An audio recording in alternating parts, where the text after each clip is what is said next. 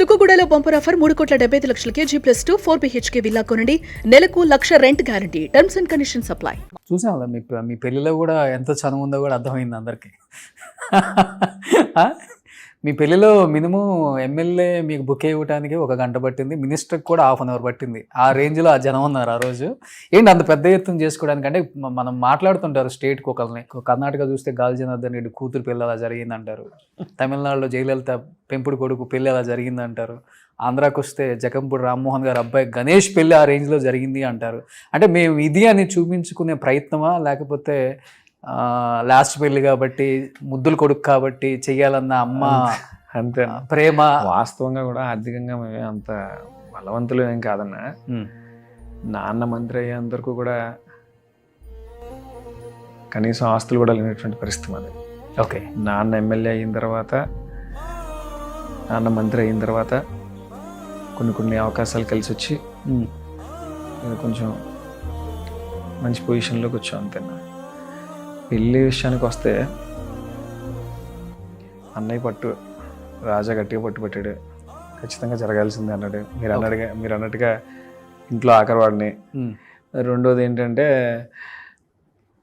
మొత్తం కావాల్సిన వాళ్ళందరినీ కూడా ఒకసారి కలవడానికి ఒక వేదిక కావాలి కదా అని చెప్పి, ఓకే, ఇంకా పరిచయం ఉన్న ప్రతి ఒక్కరిని పిలవటం వల్ల ఇంకా జనం బాగా ఎక్కువైపోయారు. ఒక 10,000 మంది వచ్చి ఉంటారా? 1,00,000 మంది పైన వచ్చి ఉంటారు. 1,00,000 మంది పైన. అంటే మీరు చెప్పే లెక్క ఒక ఎమ్మెల్యే కంటెస్ట్ చేయొచ్చు ఒక నియోజకవర్గంలో. మీకు పెళ్ళికైన ఖర్చు అంతేనా? పెళ్ళికైన ఖర్చు 100 కోట్ల ఏంటుందా? 100 కోట్ల ఏంటుందా? ఎందుకు అవుతుంది అన్న అంత? వచ్చిన వాళ్ళు అందరూ ఆశీర్వదిస్తారు, వెళ్ళిపోతారు, సగం మంది భోజనం చేస్తారు. ఓకే. ఎందుకు అయిపోద్ది అంత? భోజనాలకి ఎంత ఖర్చు అయిపోద్ది? దాన్నే ఉంది ఒక 20-30 కోట్లు. ఇప్పుడు మీరు నన్ను మొత్తం రాసి అన్న ఇమ్మంటారు ఏంటి? ఇన్కమ్ ట్యాక్స్ కానీ పంపిస్తారు. ఏదో ఆర్భాటంగా ఘనంగా తమ్ముడు పెళ్లి చేయాలి అనుకున్నాడు మా అన్నయ్య, చేసాడు. ఓకే, అంతే. ఇంకా అవతల పక్కన నా వైఫ్ వాళ్ళు కూడా పొలిటికల్ బ్యాక్గ్రౌండ్ ఉన్న వాళ్ళు. ఓకే. వాళ్ళ నాన్నగారు కొత్తపల్లి జానకరామ్ గారు ఒకసారి ఎమ్మెల్యే చేశారు, వాళ్ళ పెద్ద నాన్నగారు కొత్తపల్లి సుబ్బారాయుడు గారు కూడా మంత్రి చేశారు. వాళ్ళు కూడా రాజకీయంగా బాగా బలవంతులు కాబట్టి ఆ జిల్లాలో ఆబ్వియస్గా వాళ్ళ జనం మా జనం అందరూ కలిస్తే కొంచెం గట్టిగా కనిపించింది అంతే. ఓకే. లవ్ మ్యారేజా గణేష్ గారు? లవ్ మ్యారేజ్ అన్న. Love marriage. ఎన్ని ఇయర్స్ ప్రేమ? 7-8 years లవ్ చేసుకున్నాం. 7-8 years. సో మిమ్మల్ని పూర్తిగా అర్థం చేసుకున్న తర్వాతే దిగారు ఇంకైతే? తను అడిగితే చెప్తా.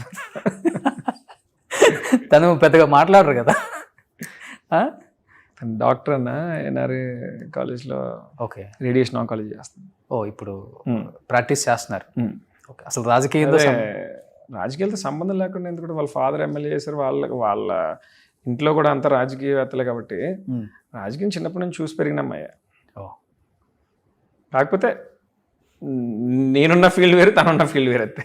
ఒకప్పుడు మీ నాన్నగారు ఉన్న టైంలో, జకంపూడి రామ్మోహన్ గారు ఉన్న టైంలో రాజకీయాలు ఎలా ఉండేయంటే శత్రువులు అంటే అధికార పక్షం ప్రతిపక్షం ఇద్దరు కూడా చాలా ఫ్రెండ్లీగా ఉంటారు.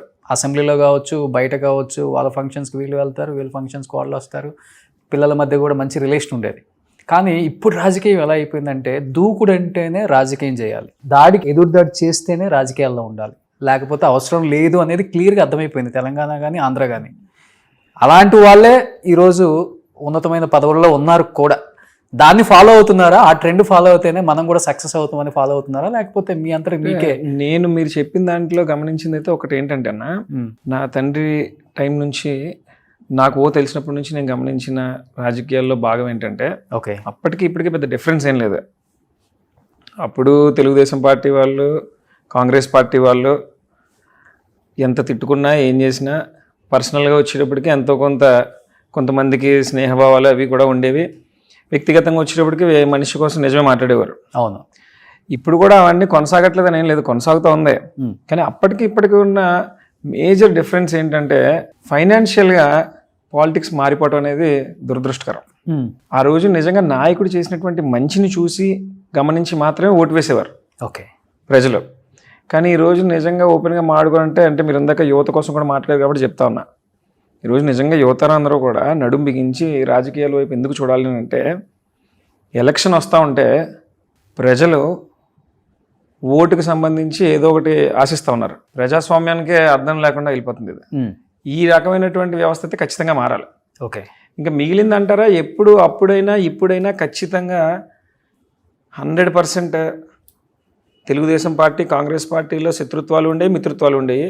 ఈ రోజున ఖచ్చితంగా తెలుగుదేశం పార్టీకి వైసీపీలో ఉన్న వారికి కూడా శత్రుత్వాలు ఉంటున్నాయి, మిత్రుత్వాలు ఉంటున్నాయి. కానీ ఒకటి చెప్పేది ఏంటంటే, ఎవరైనా నిజాయితీ ఉన్నటువంటి కార్యకర్త ఎవరికైనా సరే వాళ్ళ నాయకుడే ఫస్ట్ ఎజెండా అవుతాడు. ఓకే.